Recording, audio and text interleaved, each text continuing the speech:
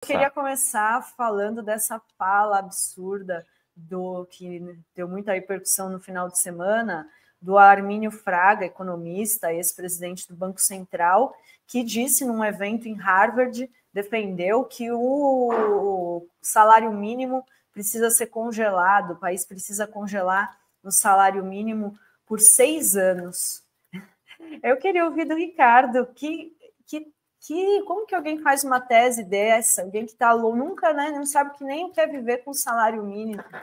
Ricardo, o que você achou dessa declaração? Ele só verbalizou, Renato, verbalizou o que pensa toda a Faria Lima, o que pensam todos os economistas liberais do Brasil, que não só defendem isso, como defendem uma nova reforma da Previdência. E ficam horrorizados quando o governo propõe taxar os dividendos acima de 50 mil por mês com aquela mixaria de 10%. É uma mixaria. Eles, quando têm ações nos Estados Unidos, pagam 30%. E aqui no Brasil estão indignados que vão pagar 10%. E ainda vão arrumar uma mutreta ou outra para evitar essa taxação. Então, Armínio Fraga eu conheço, que eu era deputado quando ele assumiu o Banco Central. E travei grandes batalhas com ele da Comissão de Finanças, da Comissão de Orçamento, porque a quantidade de asneira que ele fala, mas são asneiras com fundamento ideológico. Então, por exemplo, a questão do salário mínimo foi o motivo principal de unificar uma turma em torno do Aécio Neves em 2014. Teve um jantar na casa do pessoal da Suzano, que na época juntou boa parte do PIB nacional com o Aécio, e a pauta principal da noite foi: o salário mínimo brasileiro está muito alto. Essa política de aumento real não pode continuar. E aí começaram já a fomentar, tentar eleger o Aécio, não conseguiram eleger o Aécio, caminharam para o golpe contra Dilma. Então, aliás, Ricardo, oi? Aliás, ele foi responsável pela derrota do Aécio, em boa medida, porque isso foi utilizado pela campanha da Dilma. Exato. Muito, né? Foi utilizado junto com outras propostas estapafúrdias, foi utilizado pela campanha, na época, para desmascarar o pacto da mediocridade. Esse pessoal que acha que o brasileiro tem que ganhar pouco mesmo e não pode nunca ter a expectativa de melhorar. Veja bem, o aumento real, ainda que tenha um peso das contas públicas, e tem mesmo, mas ele é pequeno, perto dos subsídios para o agro, para a isenção de impostos para exportação, perto de todas as isenções que foram dadas para o petróleo no governo Temer. Foi dada isenção para a indústria do petróleo, é R$1 trilhão. Então, é uma esculhambação. O Armínio é um retrato dessa burguesia nacional medíocre, que só pensa para ajustar o orçamento, eles só pensam em tirar do pobre. E quando o governo fala, essa proposta do governo de tributação de dividendos, eu apoio, claro, mas apoio achando que ela é muito tímida. Ela é uma proposta envergonhada. A proposta correta seria colocar o dividendo na tabela do imposto de renda, 27,5% sobre os dividendos, na fonte, tributar na fonte, com os salários são tributados na fonte. Eles ainda foram bem generosos, né? Que é uma alíquota que começa com 1% e chega até no máximo 10%, né, Ricardo? E é para quem ganha acima de 50 mil. E você viu que o Ciro Nogueira está defendendo uma proposta que vá para acima, comece em 150 mil. Quem ganha? É uma parcela muito pequena, né, Ricardo? Eu acho que eles devem ter uma renda de 149.900. Duvido. Só se fora por dentro. Por dentro. Só no oficial. Ô, Ricardo, você acha que o governo tem que negociar, subir um pouco a faixa? Vai ter que ter esse espaço aí de jogar para 80, de repente? Ou o governo tem que fincar pé nos 60 e até o fim, mesmo que perca? Tem que ficar a pé, porque o governo errou, na minha opinião, ao propor algo que é próximo do objetivo final dele. A gente sabe que no Congresso tem sempre que negociar. Então, quando propõe 50 mil, está na cara que eles vão mudar alguma coisa. Acho que o governo não deve facilitar essa negociação, não. Claro que o objetivo principal é aprovar a isenção. Aprovando a isenção, dá para pensar qual é a outra forma de compensar. Mas não pode ser em cima dos trabalhadores. Tem que ser em cima do capital. O capital do Brasil, eu já falei isso aqui muitas vezes, o Brasil é um paraíso fiscal para o capital e um inferno fiscal para o trabalho. Quem trabalha paga muito. E quem vive de renda paga pouco ou não paga. Essa é boa. O paraíso fiscal para o capital e o inferno para quem trabalha, né? Que é... A Adri já fica fazendo títulos para as matérias que vão ao ar daqui a pouco, entendeu, Ricardo? Eu estou aqui, eu só estou separando corte, separando o videozinho que vai para o Instagram, né? Ricardo, você foi presidente nacional do PT. Eu vou mudar um pouquinho de assunto. E estamos aí no momento agitado. Várias candidaturas surgindo, né? Tem a candidatura do Edinho, supostamente, e até onde eu sei, é apoiada pelo presidente Lula, mas surgiu a do Rui Falcão e a do Quaquá nos últimos dias. O Rui lança hoje, se lança hoje lá na Rua Genebra, no Sindicato dos Engenheiros. Já tinha do Walter Pomar, não sei se tem mais alguma. Tá, o que está acontecendo aí? Isso significa que o partido está mais dividido do que as pessoas imaginavam? Qual é tua avaliação acerca disso? E se você já tem posição formada nesse jogo que está colocado? Primeiro, eu disputei 2 eleições. A primeira foi no auge do mensalão. E a segunda já num ambiente um pouco mais tranquilo. Mas nas 2 eleições teve 7 candidatos. E a gente conduziu com tranquilidade. O debate político é tranquilo. A questão fundamental é o seguinte: eu dizia quando disputei, que a presidência é a coisa menos importante disso tudo. Todos os 5 candidatos têm méritos e senões. Eu conheço todos bem e digo se não apoio nenhum deles a priori. Por quê? Eu só apoio quando algum deles apresentar um projeto de médio e longo prazo de organização partidária. Essa não é uma eleição só para reeleger o Lula em 2026, também é. Mas é uma eleição para pensar o seguinte: como é que vai ser o PT nos próximos 10, 20, 30 anos? Eu divulguei um texto, foi publicado na Fórum, sobre isso. Poucas pessoas retornaram até agora. Alguns candidatos já me responderam com uma avaliação boa do texto. O PT precisa pensar o futuro, precisa pensar se ele ainda quer representar a classe ou representar simplesmente um projeto eleitoral. Se quiser representar a classe, precisa ir muito além do que ele é hoje.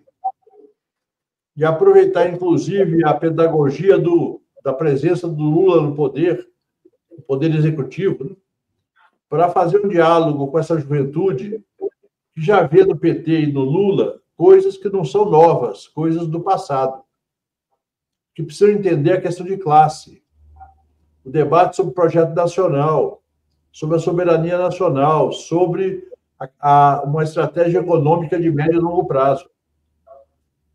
Essa dinâmica eleitoral de toda eleição, a gente apontar para as pessoas que, votando no nosso candidato, tudo vai ser resolvido, abstraindo a correlação de forças, abstraindo a questão econômica mundial, a geopolítica mundial, é deseducativo.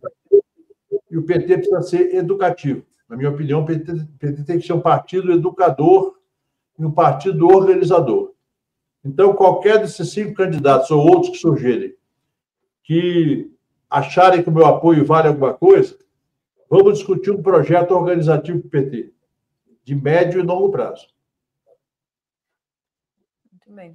Tem um superchat aqui que eu vou já ler, que é do Policarpo Quaresma. Ele diz: Berzoini, o que me indigna, né, é a covardia da burguesia brasileira contra o povo. Eles nunca irão admitir, mas odeiam o Brasil e têm nojo dos brasileiros. Perfeito, perfeito, perfeito. Na verdade, essa burguesia gosta de pagar imposto no Brasil e fazer compras em Paris. Não é nem Miami, não. Miami é a classe média remediada. Em Paris, em Roma, em Londres, porque aqui eles pagam imposto baixíssimo. E depois vão gastar onde o luxo e a riqueza imperam. Ou frequentar a Fradique Coutinho em São Paulo. Você vai... Não, eu quero dizer que eu estou aqui com um livro Estilhaços, do Paulo Nogueira Batista Júnior. Excelente. Pois é, eu tive no lançamento em São Paulo uma homenagem que foi feita a ele na sexta-feira à noite na Fundação Getúlio Vargas. Ele leu trechos do livro, foi um momento muito bonito, porque era uma homenagem também pelos 70 anos dele. Quero agradecer ao Paulo por esse convite e dizer que quem mandou superchat pode mandar e-mail para contato@revistaforum.com.br, que vai ser sorteado um livro aqui, esse livro do Paulo Nogueira. Você leu, Ricardo? Já que você falou que eu li alguns trechos que ele disponibilizou na internet e pretendo ler o livro todo. Eu estou falando excelente, é o Paulo Nogueira. O Paulo Nogueira Ele tem uma trajetória exatamente de defender essas teses que eu também sempre defendi, que é que o Brasil só será um país desenvolvido quando tiver um projeto econômico de médio e longo prazo, com um sistema tributário que tribute quem tem capacidade tributária e um sistema financeiro que não viva de juros, mas que viva de fazer o crédito, que não depende só de taxa de juros. Aliás, como é na maior parte do mundo, o sistema financeiro chinês, ele só conseguiu alavancar o país porque ele foi controlado pelo Estado. E cada um dos 8 bancos públicos que tem lá tinha um papel num segmento da economia. No Brasil, nós temos ainda, ao ramo da ofensiva neoliberal, 5 bancos federais. Então, ainda há tempo para colocar isso para funcionar e fomentar um desenvolvimento real, e não apenas um crescimento econômico. Desenvolvimento é uma coisa, crescimento é outra. Ricardo, falando em China, como é que você está vendo essa questão da guerra tarifária?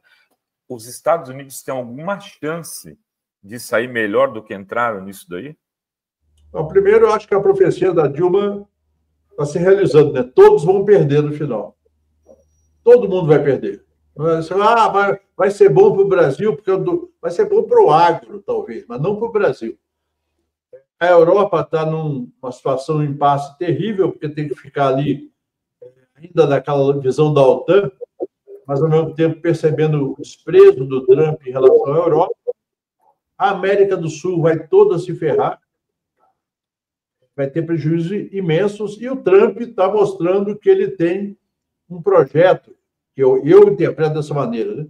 O projeto dele é criar um nível de acerramento com a China para justificar uma ofensiva no campo político e talvez no campo militar para criar, digamos, uma nova tentativa de agrupar a Europa e parte da Ásia, Japão e Coreia do Sul, sob o guarda-chuva da política do Departamento de Estado norte-americano. Então, assim, a situação econômica, que deu uma aliviada um pouco essa semana por conta de alguns recuos, que eu imagino que o empresariado americano está pressionando para isso, mas o Trump vai querer forçar a barra o máximo que ele puder. Ele só será impedido se o grande capital norte-americano colocar para ele que vai apoiar os democratas na eleição de meio de mandato. Se o grande capital financeiro, o grande capital das big techs, o grande capital ainda da indústria que resta e do agro americano, que é muito forte, sinalizar para ele que estará com os democratas na eleição de meio de mandato. Ricardo, eu queria também te perguntar sobre essa questão dos alimentos, que já, né, na última vez que você veio aqui a gente falou, e parece que ainda é uma questão que a população está sentindo muito, inclusive tem a capa da Folha hoje que 58%, se não me engano, já diminuíram suas compras no mercado, enfim, ainda os preços não abaixaram, apesar dos esforços que o governo tomou. Isso tem uma solução, na sua opinião? É uma solução que eu acho que a esquerda devia fazer uma campanha, é que os governadores retirem o ICMS do café e do ovo, especialmente, não só, mas retira. Eles não são tão preocupados com o povo, então vou retirar o ICMS do café e do ovo, e talvez da carne bovina, porque a maior parte dos estados ainda cobra. O governador do Piauí retirou o ICMS de toda a cesta básica. Então, no Piauí, o povo já está vivendo outra realidade. Em São Paulo, seria plenamente possível, porque estão se beneficiando, arrecadando mais. Porque 16% sobre R$15 é uma coisa, 16% sobre 30 é outra. Mas podiam reduzir ou eliminar o ICMS por um ano, pelo menos. Na minha opinião, eu falei isso aqui da outra vez que eu tive na Fórum, não tem solução fácil para isso, porque tem alguns problemas que são de disponibilidade internacional. O café é um exemplo concreto. O governo zerou o imposto de importação e os preços não se mexeram. Por quê? Porque não tem café para importar no mundo. Ainda tem uma situação que hoje o chinês aprendeu a gostar de café. O chinês só tomava chá. E agora aprendeu a gostar de café. Então, são 1.400.000.000 de apreciadores de café a mais no mundo. Então, é uma situação que o ovo nos Estados Unidos teve a crise da gripe aviária. Então, os Estados Unidos estão importando ovo do Brasil, por isso que apareceu aqui. E, no caso do café, são dois produtos que mais subiram. A carne está estável, a carne agora estabilizou. O arroz caiu de preço. O feijão está estável e em alguns estados caiu de preço também. Então, eu não creio que haja uma situação... A Folha de São Paulo, a Rede Globo, está querendo criar um clima de hiperinflação. Não há hiperinflação. Há uma pressão inflacionária localizada. Bem, tem um superchat aqui do Joaquim Silvino. Ele faz uma pergunta: o que você me diz sobre a Dataprev demitir 120 trabalhadores sem justa causa para contratar 12 cargos de nível extintos? É o PT neoliberal? Eu não sei disso, mas se demitiu sem justa causa, obviamente cabe a uma ação do sindicato, né? Para enfrentar. Eu sempre falo o seguinte: todo governo tem as suas circunstâncias de empregador e muitas vezes erra. E quando erra, o sindicato tem que alertar e tem que fazer luta. O sindicato é para lutar. Então, se o governo errou, eu muitas vezes apontei, eu sou funcionário hoje aposentado do Banco do Brasil, muitas vezes apontei, sendo deputado da base do governo, do PT, apontei os erros de condução do PT no Banco do Brasil, em questões de mercado e em questões de recursos humanos. Então, não há por que a gente ficar na defensiva quando, se alguém errou, corrige o erro. Se não corrigir o erro, vai pagar o preço político por isso. Muito bem. É isso, né, Adri? Tem alguma pergunta a mais para o Ricardo? Tem alguma coisa que o Ricardo gostaria de destacar? Se ele quiser destacar. Vou te mandar um bonezinho. De você. Manda um bonezinho para mim. Ó. O Brasil deveria ser dos brasileiros. Mas a gente vai fazer ser, um dia vai ser. Vamos construir isso. Queria agradecer muitíssimo, Ricardo. Muito obrigada, viu? Já vou dizer até a próxima. Vou ficar te chamando sempre, porque agora vai ter ainda muita coisa nessa questão do tarifaço, né? Esse mundo aí está, né? O ano está animado e vai continuar animado. Obrigada, Ricardo. Boa semana para você. Tudo bom para vocês. Valeu, Ricardo. Valeu.